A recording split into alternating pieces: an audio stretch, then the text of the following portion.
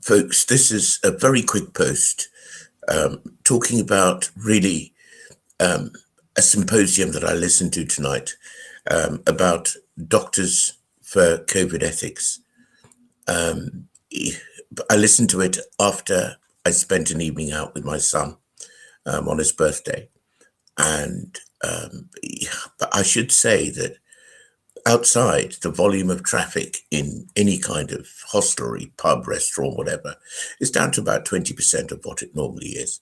And I noticed that people were incredibly polite and courteous. And so on my way back, as I was listening to this symposium, what I noticed first of all was that in this panel of world experts talking about the way we're managing the COVID pandemic, there weren't any PAO, people of African origin. That's the first thing. Second thing was that the panel of experts who were kind of arraigned on the symposium organized by UK Column were top level experts, people at the tops of their careers. Now, that's not to say that there aren't people of African origin who aren't at the tops of their careers, particularly in natural sciences, medicine, that sort of thing. But there weren't any there. Now, what really struck me, bearing in mind the title of their conversation, Doctors for COVID Ethics, was each one of these people put their reputation, their integrity on the line. They've got everything to lose. And the conclusion they arrived at was that we have now reached a juncture in which doctors need to invoke their most fundamental oath, which is the Hippocratic Oath, which says, first, do no harm. They impressed me enormously. To be honest, after this was, I think it was about 3 or 4 hours, this symposium, I caught the last hour.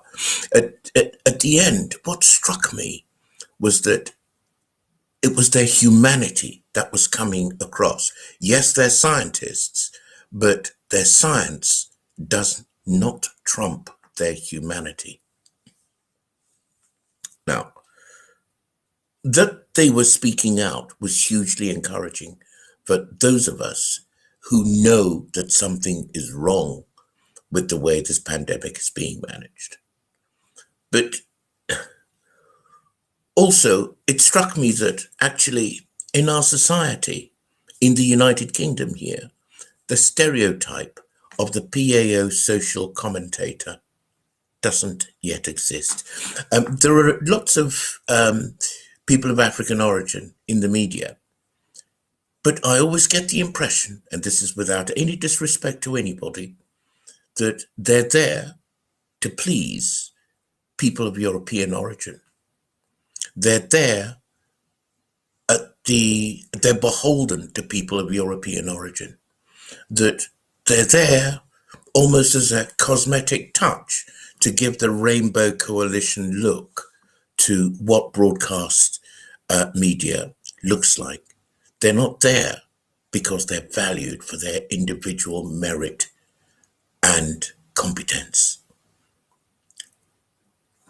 And that's exactly what the people at Doctors for COVID Ethics had to do today. They were there because of their competence, their integrity, and themselves.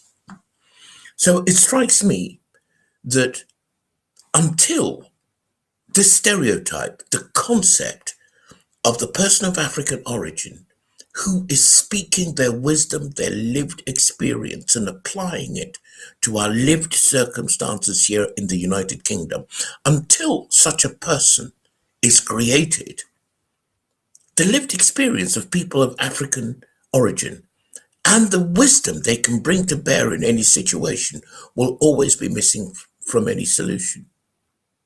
So going forward, what does that mean?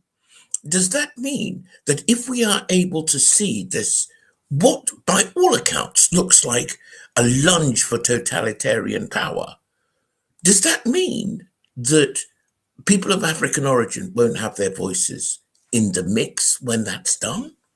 If the stereotype of the person of African origin with an independent mind, an independent voice, an independent lived experience isn't in the mix of that conversation, what does that say about our future?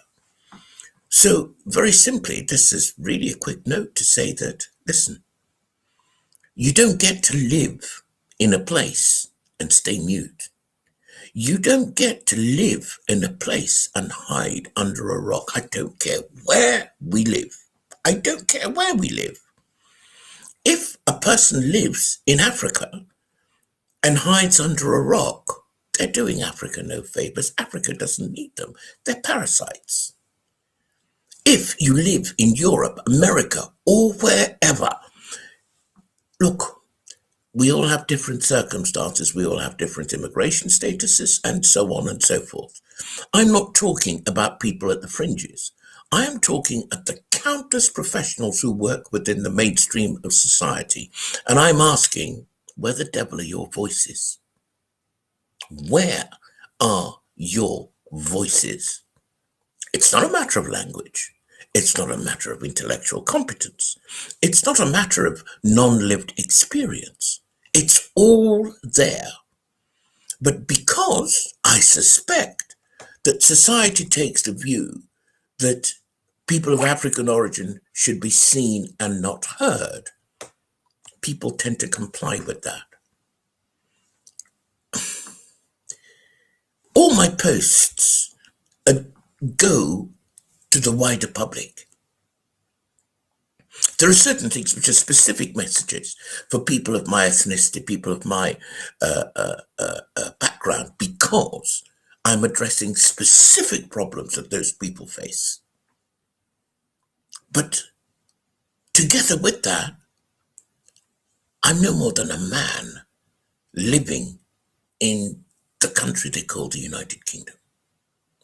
And as such, I must have a say and must have an input into the life of the United Kingdom. Otherwise, what's the point of living here? This isn't something someone has to give you permission to do. This is something you take and do. And so that's just a quick thought I thought I'd share with everyone. And because I privately chat with loads of people of African origin, and in the United Kingdom, I know there are people of spectacular intelligence, wit, perspicacity, wisdom, who've got things to say. But those things are only whispered behind the hand within our own little communities. Well, of course, all that does is to feed the stereotype that we're supposed to be seen and not heard. Had enough of it. Right now, if we don't speak and if we're not heard, the consequences under the pandemic will be absolutely appalling. I am seeing doctors of African origin doing things which most doctors of European origin might balk at. And I don't understand why. So, long story short, it's time for us to, if the stereotype doesn't exist, it's time for us to invent that stereotype. The stereotype of the person of African origin in the UK who is also a social commentator. And let's live up to it. By the way, in this context, I have to absolutely praise the people from ADPAC, Dean and Co. There's a young man called Chris Preddy, OBE, a couple of whose posts I have shared on my platform on Facebook. Outstanding work. But we need so many more. Thank you very much and have a good night.